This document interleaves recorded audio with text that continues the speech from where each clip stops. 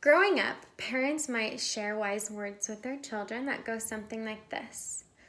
When you grow up, you can be anything you want to be. Now, this is a very sweet sentiment, but it's actually quite difficult to comprehend. When you're a young adult, you're supposed to be focused on your up-and-coming career and becoming what you want to be. However, you're also thrown into a world that you don't understand. Imagine moving to a new country where you don't speak the language. You're completely alone and trying to stay afloat.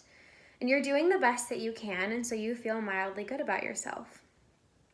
However, slowly you start to become overwhelmed and you feel as if you're sinking. This is how young adults are beginning to feel nowadays. School is mandatory up until a certain point. And then as citizens, we take it into our own hands on what we want to do. For myself, I graduated from high school and I decided to attend college at Brigham Young University in Idaho. I wanted to make sure that I had the best education possible so that I would be prepared for whatever life was going to throw at me. Little did I know, life was going to throw things at me that I wouldn't learn in high school and that I'm not learning in college, or not learning to the extent that I think I should be learning. As I'm now entering my young adult years and making the transition from living at home with my parents to living by myself, my eyes have really been opened to a new world I do not understand. The topic that I really want to focus on today is why there should be mandatory classes that ensure the understanding of how to pay bills, pay a mortgage, and buy a car, and much more before you graduate either high school or college. Now, before I go on, I'd like to introduce myself. My name is Catherine McCombs, and as I mentioned before, I'm a student at Brigham Young University, Idaho. I will be entering my junior year as a public relations major and graduating in December of 2020. And the reason I want to talk about this is because I realize that my graduation is coming up and I don't know how to pay my bills and I don't know how to sign up for a credit card. And that for me scares me because I know that there are others around me who also have the same worry. So in young adult education, there should be a focus on preparing students for real-world responsibilities. The Quad, an online news article, stated 15 subjects that should be mandatory but aren't. Some of these subjects range from credit, insurance, to maintenance repairs on homes and automobiles, and much more.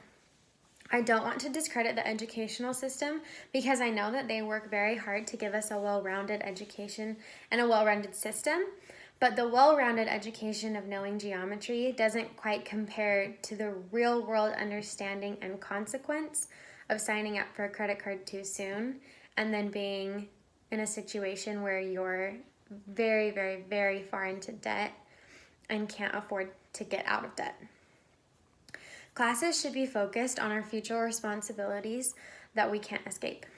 Yes, we do need math, we do need science, and we do need history, but we equally, if not more, need real-world classes. I fear that young adults are not being prepared enough to take on the world once they graduate. Let's focus more so on the home environment. This is for parents, siblings, and children so that we can work as a system to prepare more. Everydayhealth.com suggests to, quote, start as early as possible, end quote. There are a few things that parents think they should discuss with children, but we should not shy away from teaching them about important responsibilities. For example, when I was growing up, if I had any issue, the first person I called is my dad. If there was a problem with my car, I called my dad. If my tuition needed to be paid, I called my dad. Any problem, I called my dad. This was very comforting for me, but at the same time, I didn't realize that I was taking away opportunities to learn by having my dad do it. Now, as I look back, I see that in doing that, I've stunted my own growth. And at the age of 22, I'm just barely learning how to work and use my own car, figure out how to pay my own bills. And I'm doing so, as I mentioned, in a language that I don't understand. Millennials have titled this action as adulting. Adulting. The world is not the same place that it used to be, and most young adults now are behind in their day-to-day knowledge. To put this into perspective, let me refer to an article from Newsweek.com, and I'd like to read an excerpt because I think it does a great job of explaining just how different back then and now and adulting is. It states, since the greatest generation, adults have become less and less adult. Our grandparents had to grow up during the Great Depression and World War II. They learned to adult long before they were actual adults. As of 1940, the average age for first marriage was 24 for men and 21 for women. Today, the average age of first marriage is 28 for men and 26 for women. Men and women both entered their workforce far younger generations ago. So when today's millennials are better educated than their grandparents, they're also experiencing real life much later. Couples had children much younger and had more children. Today, the average age of the first-time mother in New York is 31, while that number was, on average, 26.3 across America. Some 45 years ago, the average age of a first-time mom was 21. End quote. The article then goes on to say what the real problem is. They say, we have become far more focused on the self-esteem of our children, which means never forcing them to take difficult steps in life. We're more likely to let our kids crash on the couch and then tell them to get a job and pay rent. We don't push our kids to build families on their own. As life expectancy has increased, so has adolescence. Americans aren't expected to start building a life, particularly middle and upper class Americans, until they're nearly in their 30s. So what's the solution? They say thrusting responsibility on young people.